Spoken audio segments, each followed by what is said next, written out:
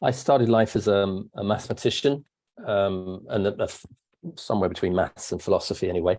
And I sort of became an accidental economist, partly because I was drawn to it by, I suppose, by the fact that, the economy didn't seem to be working for the poorest people in the world, but also seemed to be already pushing at the margins of what a finite planet could afford. And so at some point early in my career, and it was at a point in which I thought my life was going to go in a completely different direction. I was writing plays in London at the time, having given up academia and thought I would never go back there.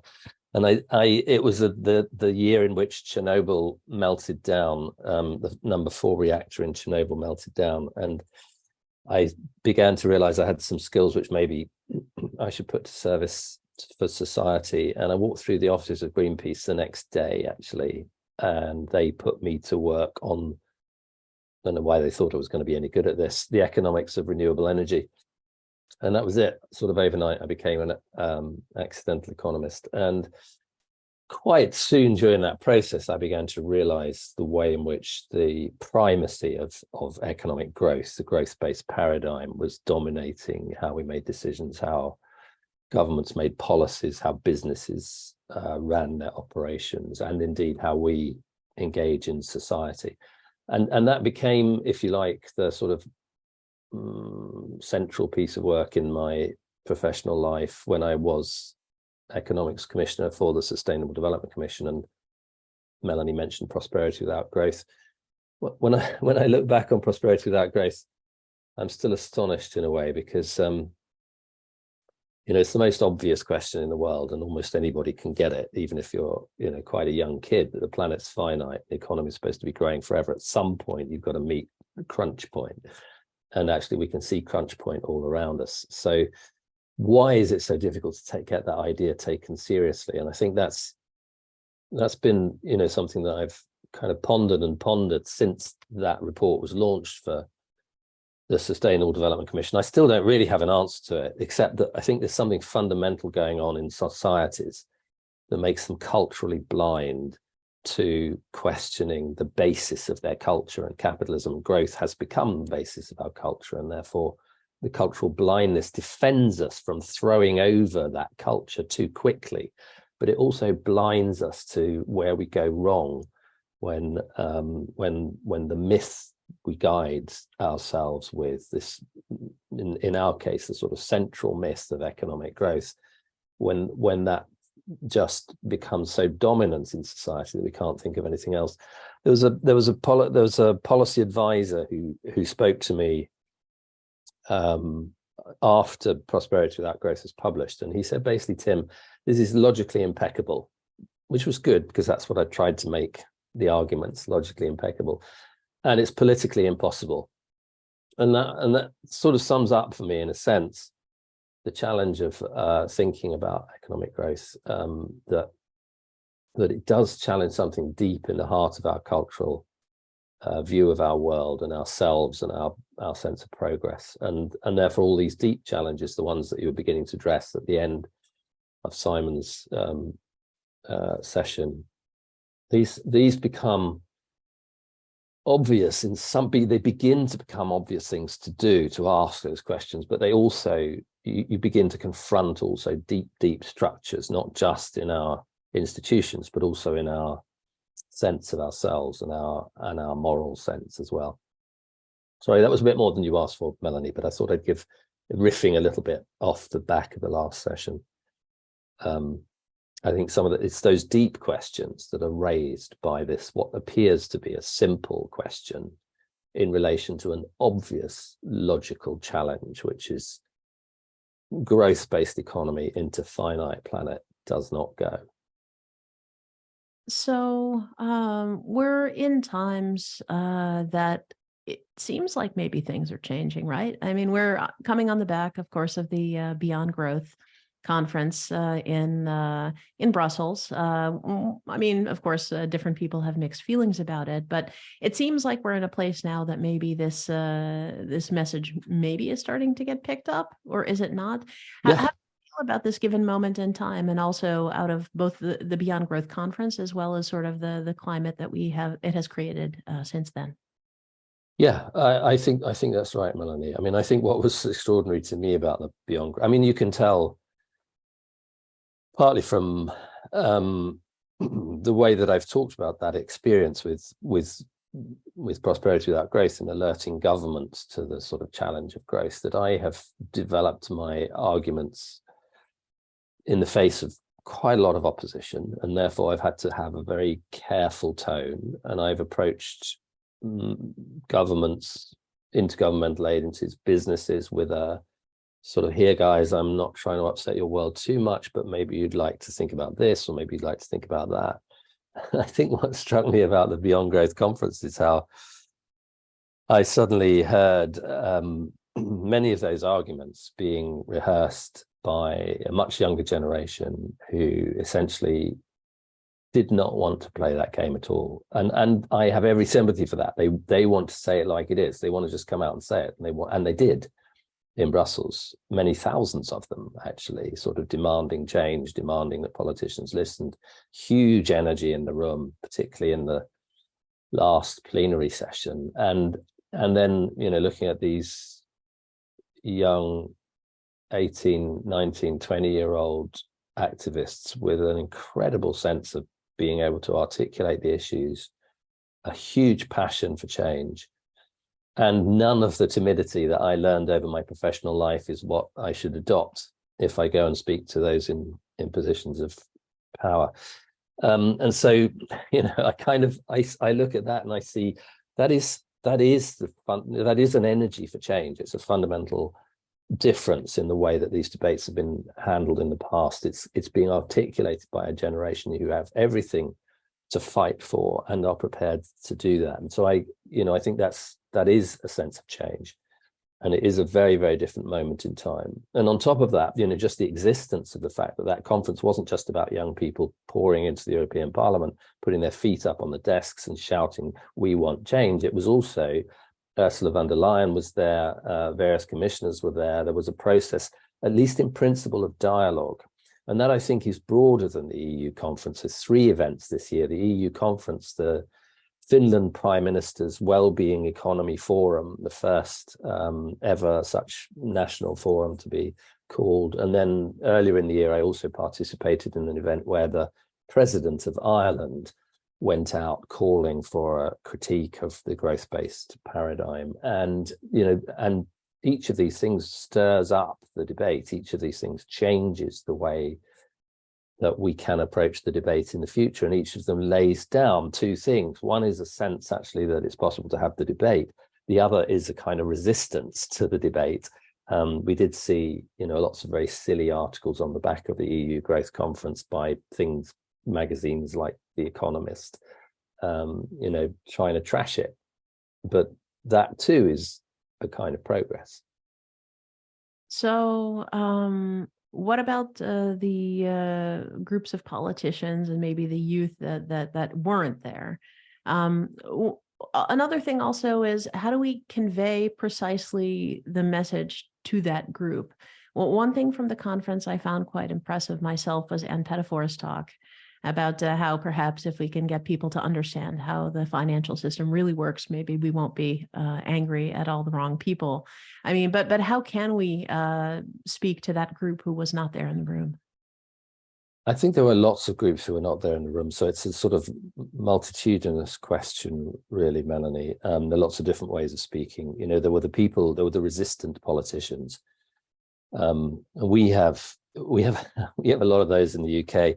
But we also know quite a lot about them. We've been trying to run, CUSP has been trying to run an all-party parliamentary group, which is a discussion forum for parliamentarians in the UK.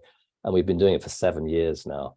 And it's really, really hard work. And the hard work is actually getting the attention of the politicians to something which seems to be so kind of out of left field for them that they don't have the time for it. And so a part of what we do there is to show them where it does impact on their client, on their voters, on their constituencies and their constituents' interests.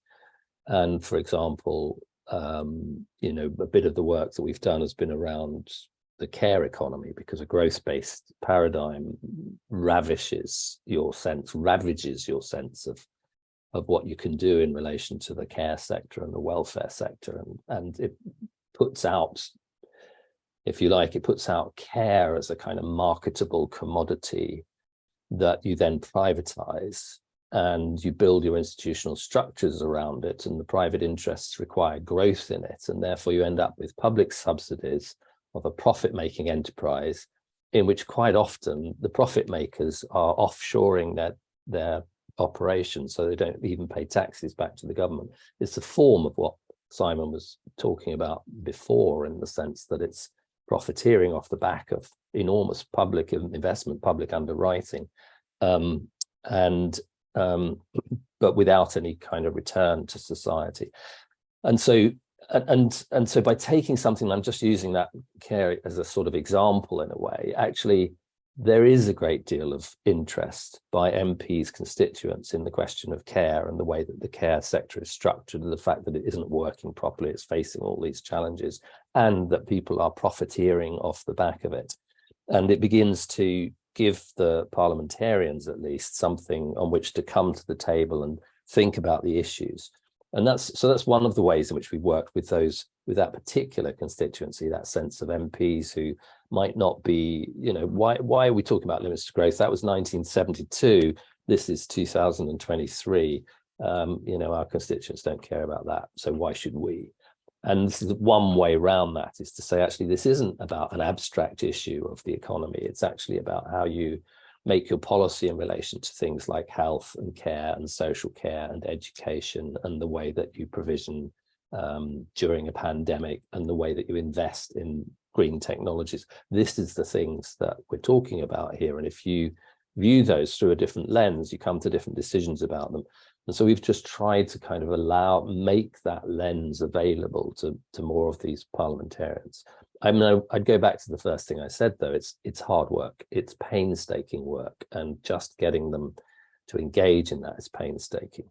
But it isn't the only way of operating. And I think, out also not there, notably, really, in a sense, were the business interests in that conference, and actually going out into the business community, engaging with them at whatever level you can, is another plank in that strategy to get other people to the table. And it does raise, it raises difficult questions. I've worked for a long time with a guy called Jonathan Porritt, who some of you will probably know, a very well-known environmentalist in the UK, and founder of the Green Party here, and of an organization called Forum for the Future, that has worked for 30 years with businesses to try and persuade them to become more sustainable. And after 30 years, Jonathan is kind of stepping away from that task, saying, I've done it so long and I've seen so little movement. I want to look somewhere else to see the movement for the rest of, my working energy, the end of my, the last phase of his working life, I guess. And so, he's sort of saying he's stepping away from it, partly because it's such a frustrating place to be, but also because there are other places where you can act, and the other places where he particularly wants to act, and in fact, I think, has acted through his whole life. And to some extent I have as well, as in what you might call civil society. So, creating change from the bottom up. So stimulating exactly those voices that were present in the EU Parliament, that activist voice for change, but doing it at a broader level, making that actually accessible to not just the climate activists, but actually to young people generally, and to young and working families, for example, who when you ask them about their concerns of the future, are right there with it, and are sometimes prepared to get out on the street and talk about it. I remember in Glasgow in COP26 back in November, December 2021, and when Greta Thunberg was on the stage in Charles Square in Glasgow, and all the official business stuff was happening in the blue zone and somewhere else down the line, but the place where all the energy was Charles Square, where Greta and the climate activists were talking. And the ground there, the people in the audience, were a huge range of people. There were young families, there were grandparents, there were a lot of kids around. There was a wide audience, I think, and that's a place to act, where you begin to talk about these issues, not in a, not necessarily, I'm not going against what Just Stop Oil and other people are doing, but not necessarily in a very activist way, but in a way that engages people in the debates that underlie this huge kind of cultural blindness that we have. Beginning to bring people's energy into that, I think, is another way to work. Thanks for that. I have another question. It's a two-part question. The first is, what role does entrepreneurship play in implementing a post-growth economy? And then the second part of the question is, if suddenly you had a giant amount of unexpected free time and you felt a calling to start a business, what kind of business would you start? Oh my goodness. I don't know the answer to either of those questions, but I know someone who does, and her name is Melanie Reback. She runs the Post-Growth Entrepreneurship Network, and I'm sure she's got much better answers to that than me. So entrepreneurship obviously it's interesting. What was it George Bush once said? The French have no word for entrepreneur. Of course, it is a French word, and it is about the sort of the taking of risk, but it isn't just an abstract taking of risk. It's actually a taking of risk in society for the good of society. And I think, in a sense, if you go back to that fundamental sense of what entrepreneurship is, it is somehow that sort of creative energy that some people have, and not everybody does have it, that to engage in society in ways that deliver service to society and create change. And we did actually some years ago with a master's student, I did a little project with small scale entrepreneurs, small and medium scale entrepreneurs, to try and tease out what their motivations were. And you kind of would think, in a cynical sense, when you try and talk to these people, they're just interested in money. Of course they are. It's the bottom line. If you don't have profit, you can't run an enterprise. Therefore, you've always got your mind fixed on the bottom line. And what we found actually was something completely different, that it was this sense of sort of social agency. It was this sense of purpose, this sense of acting in society and being a person who acted in the good of society. That this was, much closer to the heart of what their motivations were as entrepreneurs, and I think, I think that gives us a clue as to what the post-growth entrepreneurship should be. Actually, it should be bringing entrepreneurship home to its original motivations, those motivations to make social change, rather than the sort of profiteering that has been imposed to some extent on entrepreneurship, partly by cultural norms, but also by the institutions of finance and accounting and financeability and so on and so forth. So that, that I think that remains the case. And I see that shift, and I wrote about it in Prosperity Without Growth, as a shift from kind of profit maximization, extraction of materials, to turn into products to sell as fast as possible and get thrown away as fast as possible so you could rinse and repeat. And changing that model entirely to a model in which entrepreneurship is about that fundamental offering of service to society.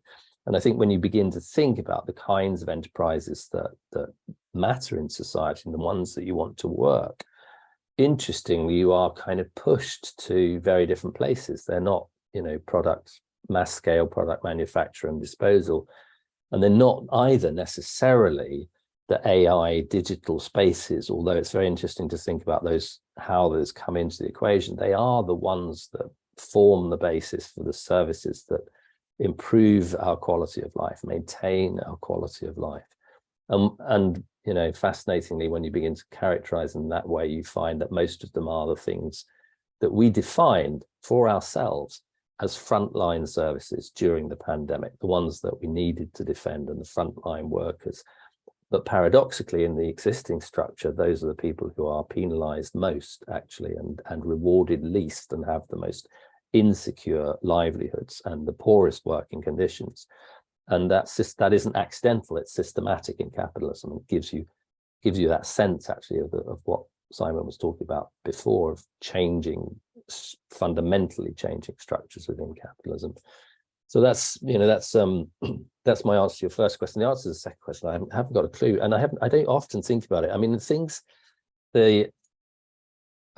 I suppose in a way, the kind of enterprise that I feel doesn't quite exist in the way that it should, is to do with who we are, what our quality of life is, when we shift our vision of ourselves from kind of endless voracious consumers to people who are developing in human terms, becoming more human. And it's a kind of sense that I tried to talk about in Post Growth, the last book, the one that you mentioned from 2021, that you can't just tell people to give up all the goodies of consumerism, because the glitter and the bling has become a part of our personality, our sociality, the way that we interact with the world. It's become something really hard to give up because it's a kind of currency in our life.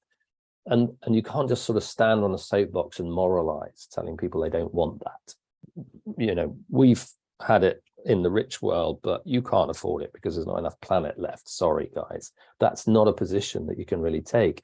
Rather, you can take responsibility for the idea that there's a different kind of quality of life, and that you can begin to build that quality of life in rich Western economies where we're not just all about material stuff, but we are about the development of the human soul, the human psyche. And although that's something that you wouldn't necessarily think is about entrepreneurism, I think there are spaces there actually where enterprise does play a role, creating those opportunities for people to become more fully human, and building that at the social level, making it something that you can provision for, teaching people different skills, engaging them differently in their communities.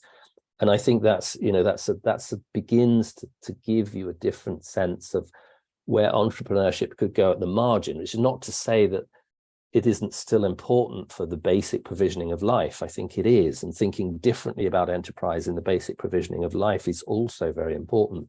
But at the margin, at this edge of, what is it that progress consists in, if it isn't just having more stuff and more availability and more convenience and more bling, what is it that it consists in? And to me, it is something to do with the kind of progress of the human spirit. I talked a lot about the concept of psychological flow in post-growth, and I have seen entrepreneurs who've tried to pick up that idea and run with it. Unfortunately, they run with it in a very sort of extractivist sense, and I don't think that's the right way to go. So I think you need both the focus of enterprise, to shift, but also the form of enterprise to shift, so that it isn't extractivist in those spaces. It isn't just colonizing the progress of the human spirit. It's actually somehow facilitating that progress in a way that is inclusive and allows actually, for fuller, better lives, more engaged in community, without extracting the value of that into dividends for shareholders in the Cayman Islands. Thanks. So we have a question from the chat from Ken. Has anyone considered coming up with a new language for change, one that uses new terms and words with new meanings, shifting away from already existing words such as entrepreneur and business, a new identity? Do you have any thoughts? Yeah, that's a very good question. Actually, there's a wonderful example of this, and it had an amazing impact. Actually, let me think, it was over 30 years ago. And there was a guy called Manfred Max Neef, who at a certain point in time ran for the presidency in Chile. And he was working a lot as an economist with poor rural communities in Chile. And he was trying to develop a model of development that would be relevant to those communities. And the ones that were available were all around, global capital markets and bringing in finance that would trickle down to those communities so that eventually they would become better. And he said, it's not working. Look around you, it's not working. And he got some money. He was given some money by the Kjellberg Foundation in Sweden to do I think it's Sweden, to do a workshop around this. And they held that workshop, I think it was in late 1980s or something like that.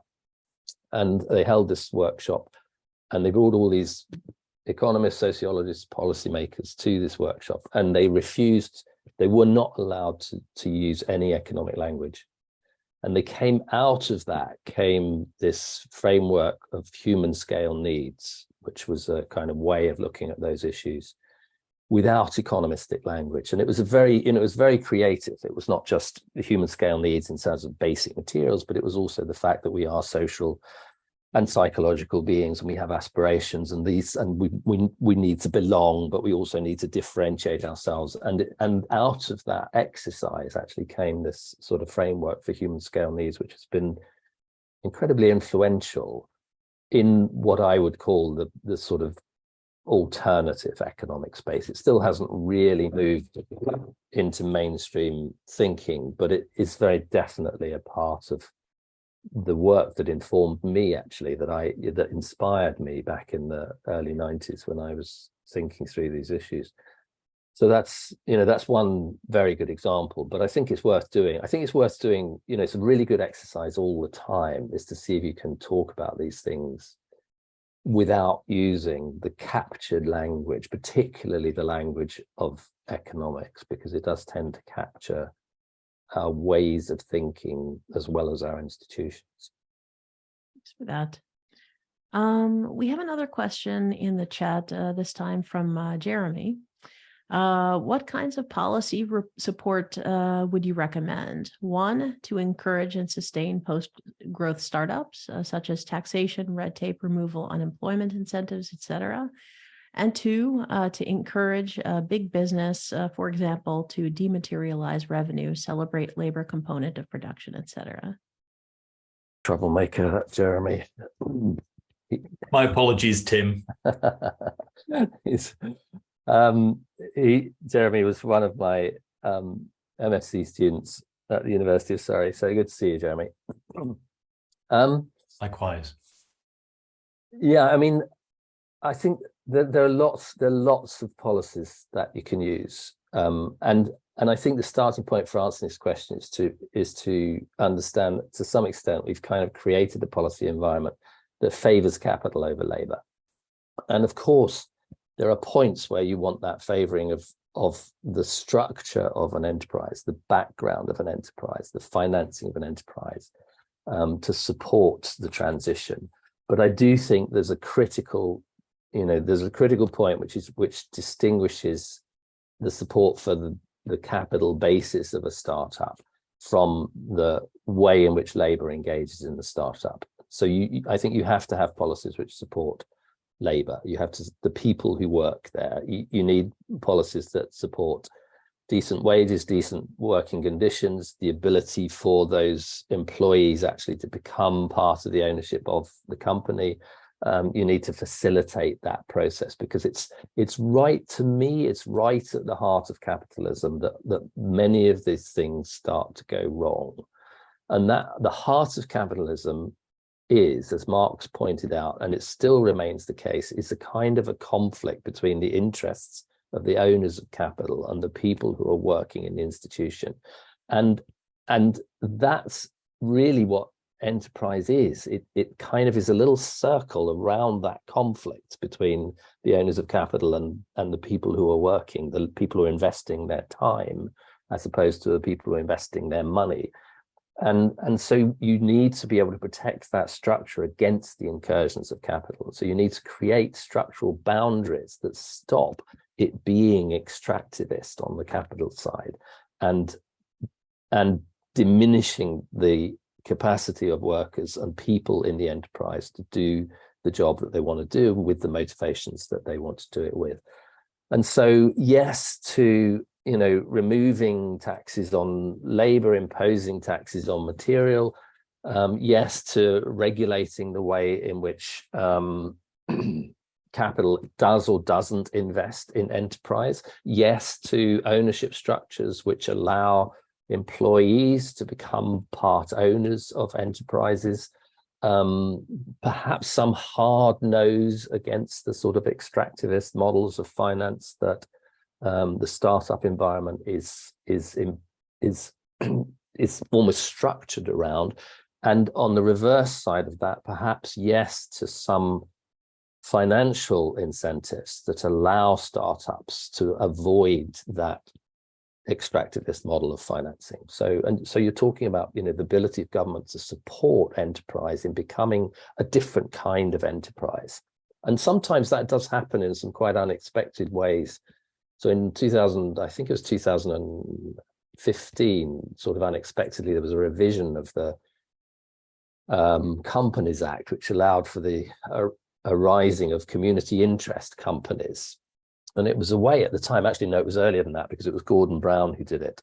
And this legislation, as you probably know better than I do, Jeremy, I'm sure you wrote about it in one of your assignments. And this provision allowed companies to be kind of companies for purpose primarily, and to declare themselves as companies for purpose.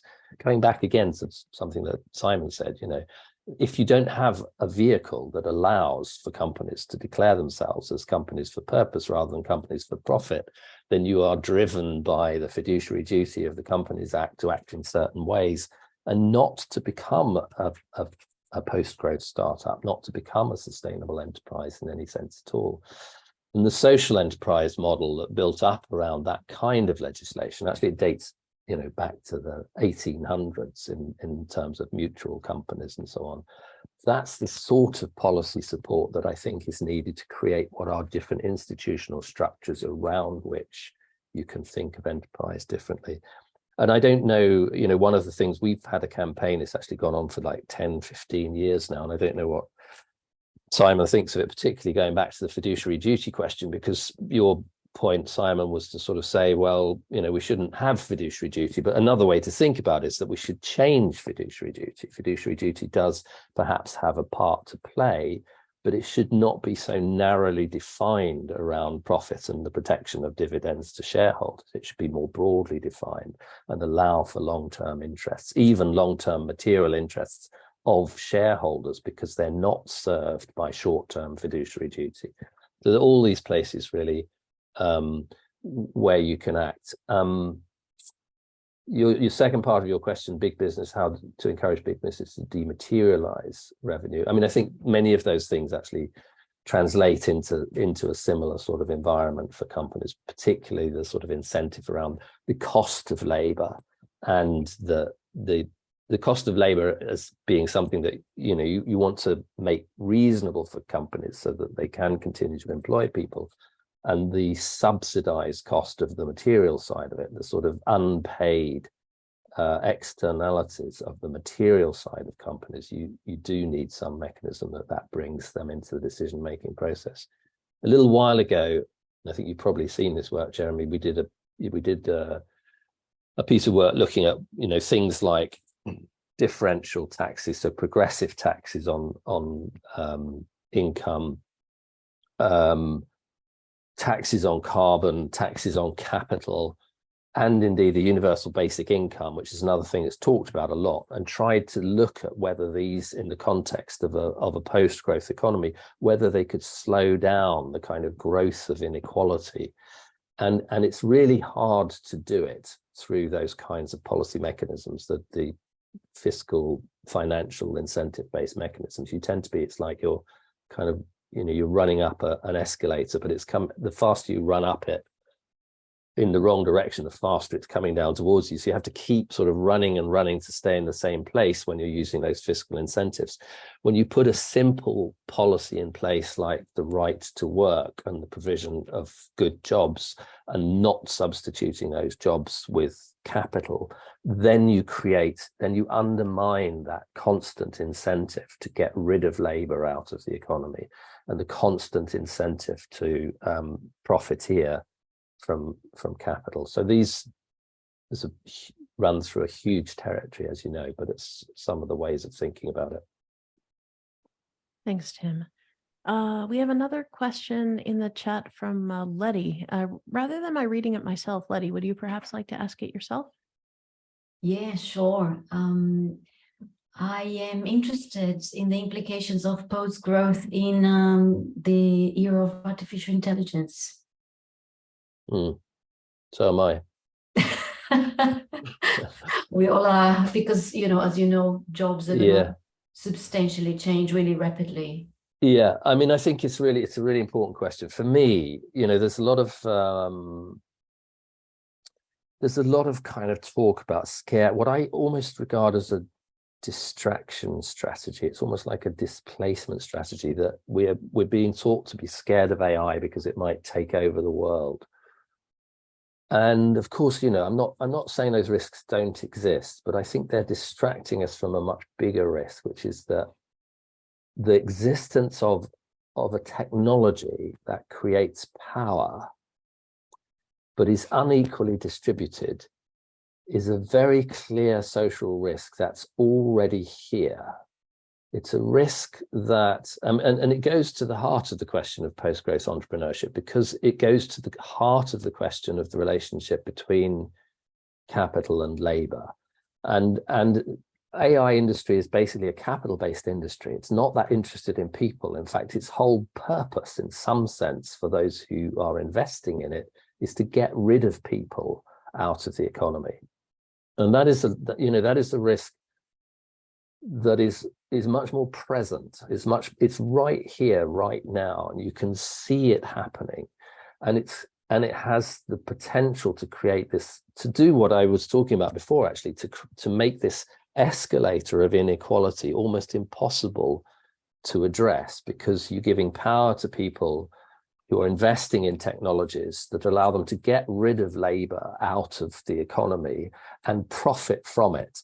And there's no mechanism at the moment that allows the profits from that process to flow back into the economy to support people or tasks that are fundamental to society. So the people that are fundamental to society, those frontline workers that we talked about, the care workers, the social care workers, the teachers, the renovation, the refurbishment, the food provisioning, those people are actually making life work for us in fundamental ways, are already disadvantaged by capitalism, and the AI comes into it as a technological strategy to enhance the power of capital. It is disruptive already in that sense. And I think that to me is where the post-growth language, and it's a really tricky thing to do, the post-growth discussion has to find a careful way of acknowledging that there are some of these AI advances that may have some advantages to improving the quality of people's lives. And yet the ownership structures, the financial organization, the ability of those sectors to dictate terms to government who might otherwise regulate them is absolutely standing in the way of the benefits of those technologies to improve our lives. And that, in a sense, I think is, where the post-growth debate, where the post-growth message becomes incredibly important. It becomes an important place to say, forget the singularity. Stop worrying about that event. Look at what's happening right now. Right now, yes. In the way that capital is encroaching on the interests of labor, and by doing so on the interests of society as a whole. And there's a big thing about, actually, don't worry about that. Don't worry your pretty little heads about that, because AI will solve that problem. For example, just go and look at Japan, where they've got all these care robots who are looking after elderly people. That's what AI can do for us. It can take away all those problems of, frontline workers who can't cope anyway, by replacing them with robots. And then you go and look at the evidence in Japan. There's a very good paper on this that I found recently, which actually says it doesn't work. You introduce robots into those situations, but old people sitting in care homes only listen to them if there's a care worker standing next to them, basically translating what the care robot is trying to provide for them. And that's actually makes the care worker's job worse, the experience of the people being cared for worse. And the AI robots becoming increasingly techno junk that is sitting in a cupboard somewhere, underutilized, making profits still for the people who built the care robots, but not doing anything for the fundamental question.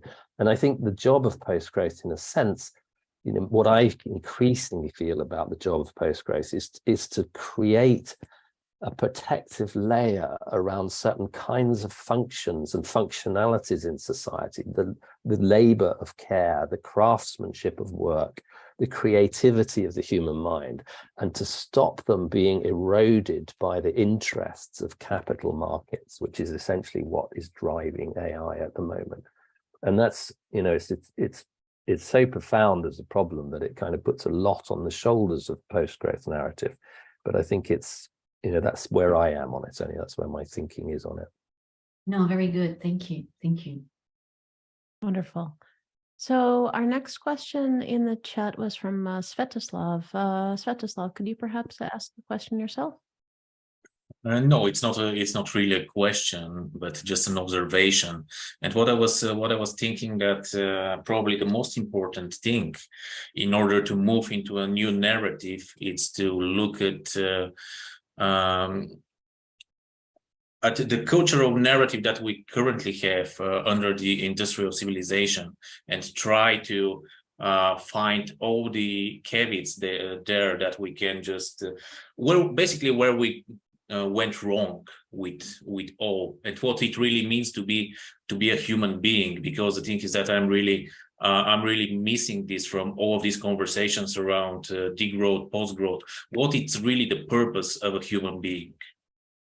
Yeah, I totally agree. I mean, in a way, you know, my journey from Prosperity Without Growth, which first came out as a government report in 2009, and Post-Growth, which came out a couple of years ago, was precisely that sense. I mean, the logical impeccability of all the policy prescriptions fell on completely deaf ears, and that was partly to do with politicians and their bandwidths, but it was also to do with, you know, the culture and our blindness, as I say, to our sort of cultural imperatives.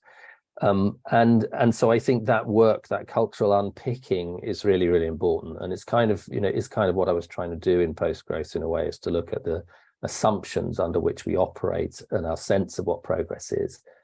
And going back using insights from philosophers and sages and politicians and literary minds over generations to tease out what a countercultural narrative might be, and how it might be framed. And just to give a sort of flavor of that, I suppose, which goes back actually to the point I was raising about care and the centrality of care. One of the things that on which our current culture lives is a sort of ethos that more and more is always better and better. And actually, from a fairly fundamental point of view, that's not true. Even if you think of something as basic as nutrition, you know, the World Health Organization tells us that we now have a crisis of obesity, and more people die of diseases of overconsumption than die from undernutrition. And so there's a sort of sense, even in that basic thing around food, that more and more creates a myth which is at odds with some basic aspects of our own humanity, such as physical health. And the way that the direction I took that in Prosperity in Post-Growth, and we're taking it in some of our cusp work afterwards, is to sort of say, actually, that's fundamental. You know, more and more is not always better and better. More and more is better when you don't have enough. But at a certain point, more and more is the recipe for disaster. And the trouble is, if you encode more and more into your cultural memes, you can't see where that point of balance is, and you've got no way of stopping when you get there. So that changing over of a narrative of prosperity is more from prosperity, or prosperity of wealth, let's say, to prosperity as health, actually gives you straight away gives you a different way of thinking about what the task of society is, rather than to simply increase and accumulate and grow. That actually what we're looking for is actually points of balance, points where we're in balance. And it's it's a very different way to think about society, to organize society, to think about our financial institutions, to think about our enterprises, to think about entrepreneurship around balance rather than around growth. Continuing looking at the chat, Simon had actually shared a thought. Simon, would you care to share it with Tim? I don't have. I mean, there's nothing really on that, but I mean, I'd just like to say I so agree with everything that Tim said, and I think that, you know, trying to change consciousness, which is kind of how I paraphrase sort of what you've said, and doing that optimistically, is so much more important than almost anything else we can do. And I think in finance, you know, you can legislate, finance will find a way around it. You can create incentives, finance will you know, use them wrongly. I think you really, the key thing that we all need to do is to somehow ensure consciousness is elevated.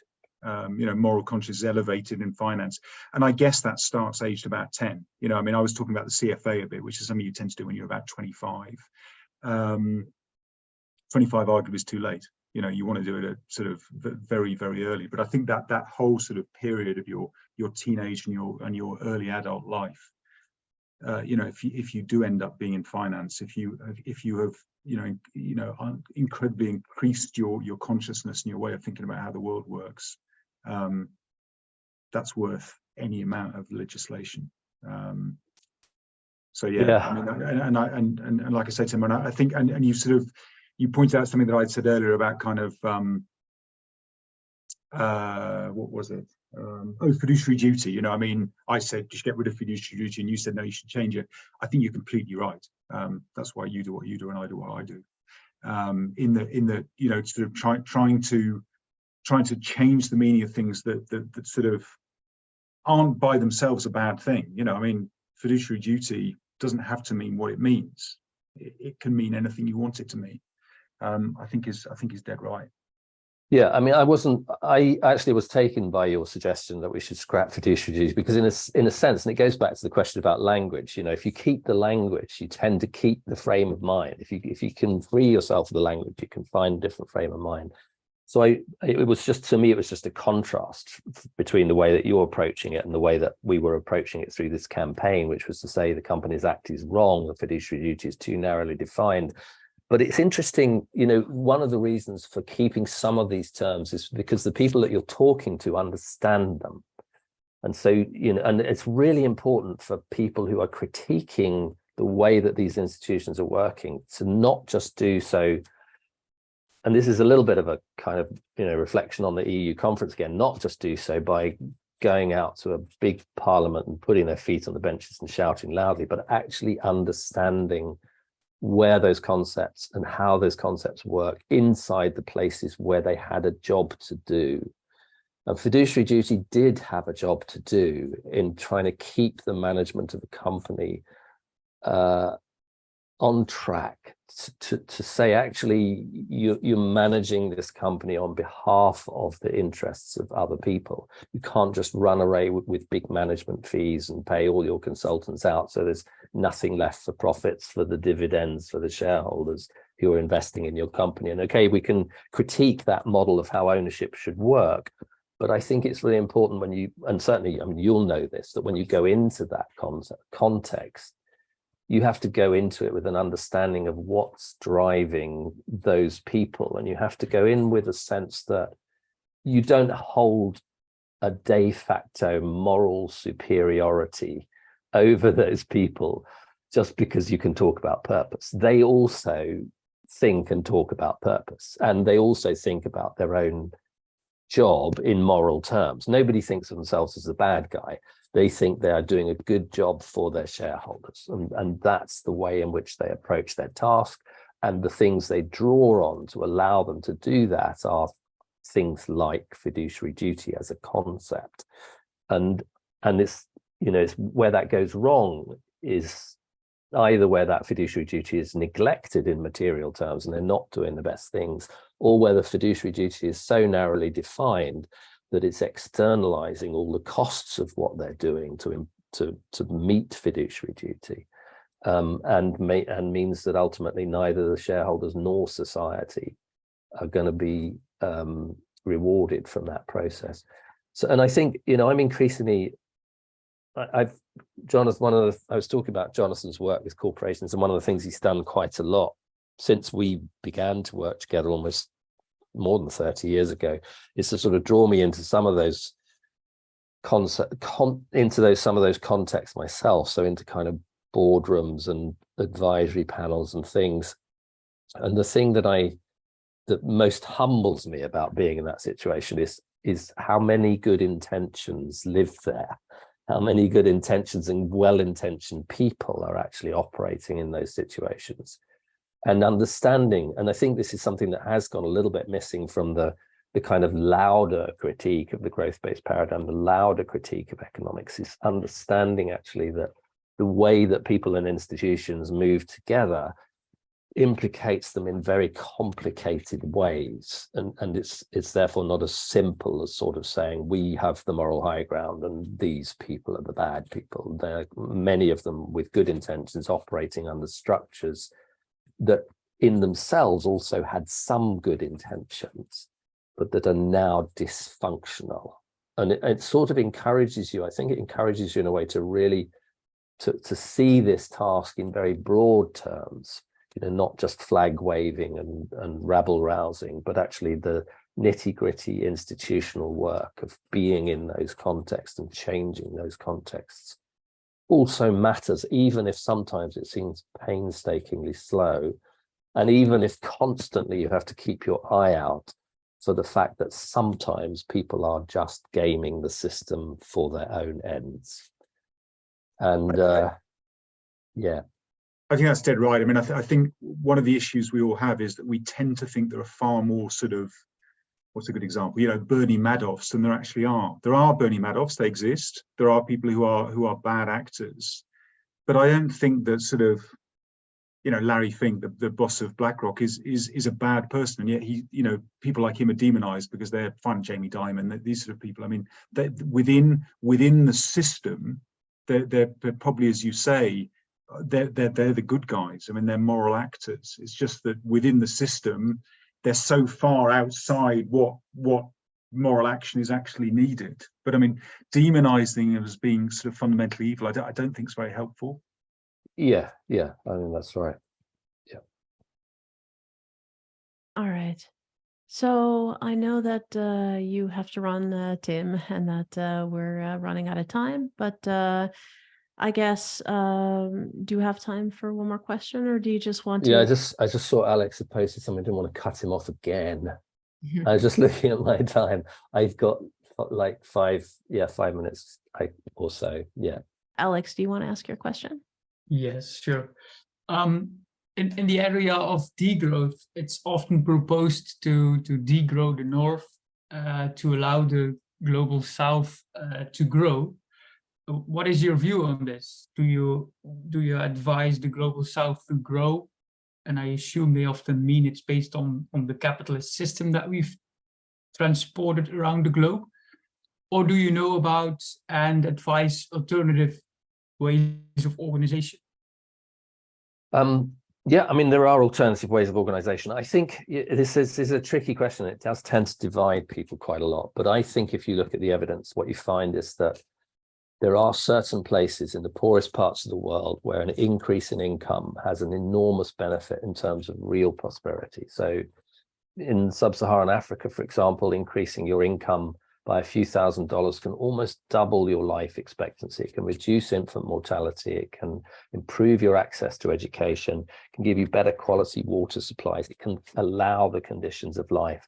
And so I do think, I am basically, I suppose I'm sort of on the side of saying that the North should degrow to allow the South the space to grow. And it should have done it some time ago, if you look at the evidence, because that's where the real improvements in quality of life happen, is when incomes are increasing from virtually nothing to around about $15,000 per capita. And, you look at the statistical evidence for that. I did it in Prosperity Without Growth. It's pretty clear.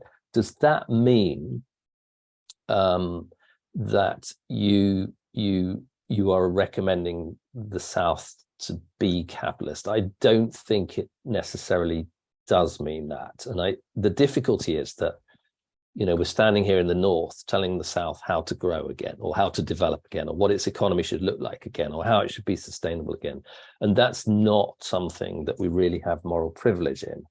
Nonetheless, I think, we do have an obligation to allow the south to grow, or to develop, or to build their economy, or to, become a different kind of economy. And at the moment, many of our northern and global financial structures are standing in the way of that, through the way that debt is structured and repayments are structured and trade is supposed to work. And so in a sense, it's not just about allowing them to grow, it's allowing them to develop in ways which are not constrained by the capitalist growth model of world trade and the North. And so it's a situation in which it's a complicated situation. I mean, one of the difficult questions is what happens to the ability of the South in the global traded system when the North degrows? And we've actually got some work. I can point you to or point Melanie to a very, very early working paper on that relationship, modeling that relationship between North and South. When the North degrows, what happens to the South? And it becomes a really important thing to do, because you begin to see actually that you can have some unintended consequences on the South when you degrow in the North. And therefore you do need some policies which mitigate those unintended consequences.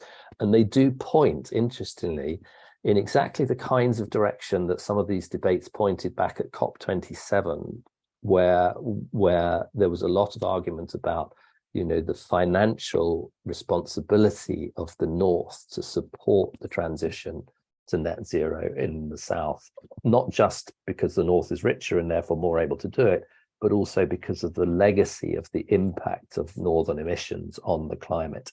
So this kind of argument about reparations, which people tried to get away from because it sounded a little bit too damning for the North. But actually the argument basically comes back to how much and how can you make transfers to the South to improve the ability of the South to develop without creating the impacts that we created in the North. And that's